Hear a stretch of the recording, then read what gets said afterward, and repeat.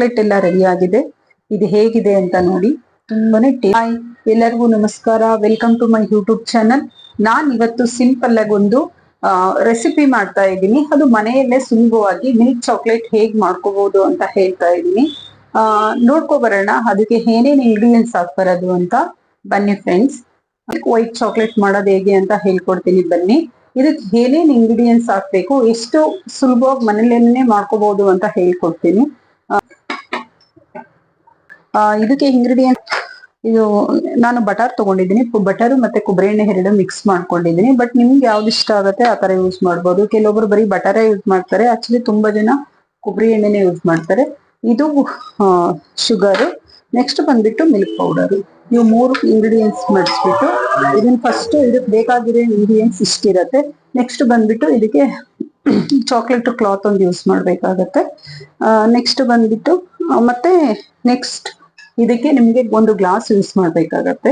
ಹೇಗ್ ಮಾಡ್ಕೊಬರೋಣ ಅಂತ ಬನ್ನಿ. ಗ್ಯಾಸ್ ಹಚ್ಕೋಬೇಕಾಗತ್ತೆ. ಈ ತರ ಒಂದು ಪಾತ್ರೆ ಇಟ್ಕೋಬೇಕತ್ತೆ. ಈ ಪಾತ್ರೆಗೆ ಬಂದ್ಬಿಟ್ಟು ಒಂದು ಗ್ಲಾಸ್ ನೀರು ಯೂಸ್ ಮಾಡ್ಬೇಕಾಗತ್ತೆ. ಜಸ್ಟ್ ಈ ತರ ಗ್ಲಾಸ್ ತಗೊಂಡು ಒಂದು ಗ್ಲಾಸ್ ನೀರು ಯೂಸ್ ಮಾಡ್ಬೇಕಾಗತ್ತೆ. ಇಲ್ಲಿ ಒಂದು ಬೌಲ್ ಇಡ್ಬೇಕಾಗತ್ತೆ. ಈ ತರ ಬೌಲ್ ಇಟ್ಟು ಸಿಮ್ಮಲ್ಲಿ ಇಟ್ಕೋಬೇಕಾಗತ್ತೆ ನೀರು. ಯಾಕಂತ ಹೇಳಿದ್ರೆ ಇದು ಗ್ಲಾಸ್ ಇರೋದ್ರಿಂದ ಈ ತರ ಗ್ಲಾಸ್ ಇಟ್ಕೋಬೇಕಾಗತ್ತೆ. ಫಸ್ಟ್ ಇದಕ್ಕೆ ನಾನು ಇದರಲ್ಲಿ ಉಪಯೋಗಿಸ್ತಾ ಇರೋದು ಅಂತ ಹೇಳಿದ್ರೆ ಇದಕ್ಕೆ ಉಪಯೋಗಿಸ್ತಾ ಇರೋದು ಬಟರ್ ಯೂಸ್ ಮಾಡ್ತಾ ಇದ್ದೀನಿ. ಓಕೆನಾ? ಈ ತರ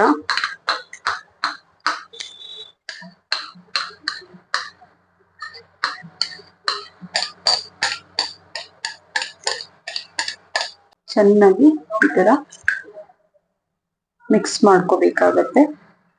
ನಿಮಗೆ ಎಷ್ಟು ಬೇಕೋ ಅಷ್ಟು ಮಾಡ್ಕೊಳ್ಳಿ. ನಾನ್ ಸ್ವಲ್ಪನೇ ಮಾಡ್ಕೊಳ್ತಾ ಇರೋದು, ನಿಮ್ ಕಂಫರ್ಟಬಲ್ ಅದು ಯಾವ ತರ ಬೇಕು. ನಾನ್ ಸ್ವಲ್ಪನೇ ಚಾಕ್ಲೇಟ್ಸ್ ಮಾಡ್ಕೊಂತಾ ಇರೋದು, ಹಾಗಾಗಿ ನಿಮ್ಗೆ ಎಷ್ಟು ಬೇಕು ಅಷ್ಟು ಯೂಸ್ ಮಾಡ್ಕೋಬಹುದು. ಮತ್ತೆ ನಾನಿವಾಗ ಶುಗರ್ ಆಡ್ ಮಾಡ್ತಾ ಇದ್ದೀನಿ. ಶುಗರ್ನು ಅಷ್ಟೇನೆ ನೋಡ್ಕೊಂಡು ಯೂಸ್ ಮಾಡ್ಕೊಳ್ಳಿ. ಶುಗರ್ ಮಾಡಿ ಜಾಸ್ತಿ ಹಾಕಿದ್ರೆ ತುಂಬಾ ಸ್ವೀಟ್ ಆಗೋ ಚಾನ್ಸಸ್ ಇರುತ್ತೆ. ಇದನ್ನೆಲ್ಲ ಕ್ಲೀನಾಗಿ ಕ್ಲೀನಾಗಿ ಹಾಕೊಂಡು ಇದ್ರ ಜೊತೆಗೆ ಮೆಲ್ಟ್ ಮಾಡ್ಬೇಕಾಗತ್ತೆ. ನೋಡಿ, ಈ ತರ ಶುಗರ್ ಚೆನ್ನಾಗಿ ಇದ್ರ ಜೊತೆಗೆ ಆಯಿಲ್ ಜೊತೆಗೆ ಬಟರ್ ಜೊತೆಗೆ ಆಯಿಲ್ ಜೊತೆಗೆ ಚೆನ್ನಾಗಿ ಮೆಲ್ಟ್ ಆಗ್ಬೇಕಾಗತ್ತೆ.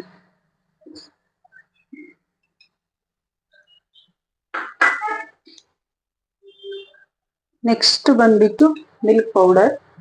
ಓಕೆನಾ? ಹಾಲಿನ ಪೌಡರ್ ಹಾಕೋಬೇಕಾಗತ್ತೆ. ನೆಕ್ಸ್ಟ್ ಇದನ್ನ ಕ್ಲೀನಾಗಿ ಇರುತ್ತೆ, ಅದನ್ನೆಲ್ಲ ಕ್ಲೀನ್ ಆಗಿ ಮೆಲ್ಟ್ ಮಾಡ್ಕೋಬೇಕಾಗತ್ತೆ. ಬಟ್ ಇಷ್ಟೇನೆ ಸಿಂಪಲ್ ಮಾಡೋದು, ಅದೇನು ತುಂಬಾ ಜಾಸ್ತಿ ಟೈಮ್ ಏನ್ ತಗೊಳಲ್ಲ. ಬಟ್ ಸಿಮ್ಮಲ್ಲೇ ಇಟ್ಕೋಬೇಕಾಗತ್ತೆ. ಗ್ಲಾಸ್ ಇರೋದ್ರಿಂದ ಡ್ರೈ ತರಾನೇ ಮಾಡ್ಕೊಂಡಿನಿ, ತೆಳು ಏನ್ ಮಾಡ್ಕೊಂಡಿಲ್ಲ. ಒಬ್ಬೊಬ್ರು ತುಂಬಾ ತೆಳು ಮಾಡ್ಕೊಂತಾರೆ, ನಾನು ಜಸ್ಟ್ ಸ್ವಲ್ಪ ಡ್ರೈ ತರಾನೇ ಮಾಡಿದೀನಿ. ಬಟ್ ಬೇಗ ಒಂದು 10 ಮಿನಿಟ್ಸಿಗೆಲ್ಲ ಮೆಲ್ಟ್ ಆಗ್ಬಿಡೋದು ಈ ತರ ಮಾಡ್ಕೊಂಡ್ರೆ. ಚಾಕ್ಲೇಟ್ ಎಲ್ಲ ರೆಡಿ ಆಗಿದೆ. ಎಷ್ಟು ಚೆನ್ನಾಗಿ ಬಂದಿದೆ ಅಂತ ಹೇಳಿದ್ರೆ ಸಖತ್. ಹಾಯ್ ಫ್ರೆಂಡ್ಸ್, ಚಾಕ್ಲೇಟ್ ನೋಡಿ, ನಾನು ಕ್ವಿಕ್ ಆಗಿ ಜಸ್ಟ್ 15 ಮಿನಿಟ್ಸ್ಗೆಲ್ಲ ಇದು ಚಾಕ್ಲೇಟ್ ಮಾಡಿದ್ದೀನಿ. ನೋಡಿ ಎಷ್ಟು ಚೆನ್ನಾಗಿ ಬಂದಿದೆ. ಈಗ ನಾನು ಫ್ರಿಜ್ ಅಲ್ಲಿ ಬಂದ್ಬಿಟ್ಟು ಒಂದು 10 ಮಿನಿಟ್ಸ್ ಮಾತ್ರ ಇಡ್ತೀನಿ. ಅದು ಹೇಗ್ ಬರುತ್ತೆ ಅಂತ ಹೇಳ್ತೀನಿ ನಾನು ಆಮೇಲೆ. ಹಾಯ್ ಫ್ರೆಂಡ್ಸ್, ಚಾಕ್ಲೇಟ್ ಎಲ್ಲ ರೆಡಿ ಆಗಿದೆ. ಇದು ಹೇಗಿದೆ ಅಂತ ನೋಡಿ. ತುಂಬಾನೇ ಟೇಸ್ಟಿ ಆಗಿದೆ. ನೋಡಕ್ಕೂ ತುಂಬಾನೇ ಚೆನ್ನಾಗಿದೆ. ಮನೆಯಲ್ಲೇ ನೀವು ಸಿಂಪಲ್ ಆಗಿ ಮಕ್ಳಿಗೆಲ್ಲಾದ್ರೂ ಅಂಗಡಿಯಲ್ಲಿ ತೆಕ್ಕೊಡ್ತೀರಾ, ಬಟ್ ಮನೆಯಲ್ಲೇ ತುಂಬಾ ಟೇಸ್ಟಿ ಆಗಿರೋ ಚಾಕ್ಲೇಟ್ ಇದೇ ತರ ಮಾಡ್ಕೊಟ್ರೆ ಮಕ್ಳಿಗೂ ಖುಷಿ ಆಗತ್ತೆ, ನಮಗೂ ಇಷ್ಟ ಆಗತ್ತೆ.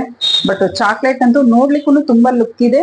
ಮತ್ತೆ ಸಿಂಪಲ್ ಆಗಿ ಎಷ್ಟು ಸುಲಭವಾಗಿ ಮನೇಲೆ ಮಾಡ್ಕೋಬಹುದು ಅಂತ ಹೇಳಿದ್ರೆ ತುಂಬಾನೇ ಸಿಂಪಲ್ ಆಗಿ ಮಾಡ್ಕೋಬಹುದು. ನಾನಂತೂ ಇದನ್ನ ಮನೆಯಲ್ಲಿ ಆಗಾಗ ನಾನು ಇದನ್ನ ಮಾಡ್ತಾ ಇರ್ತೀನಿ. ಬಟ್ ನಿಮಗೂ ಏನಾದ್ರೂ ಇಷ್ಟ ಆಯ್ತು ಅಂತ ಹೇಳಿದ್ರೆ ಲೈಕ್ ಮಾಡಿ, ಶೇರ್ ಮಾಡಿ, ಮತ್ತೆ ಈ ಚಾಕ್ಲೇಟ್ಸ್ ನೀವು ಮನೆಯಲ್ಲೂ ಟ್ರೈ ಮಾಡಿ. Thank you so much. Bye friends.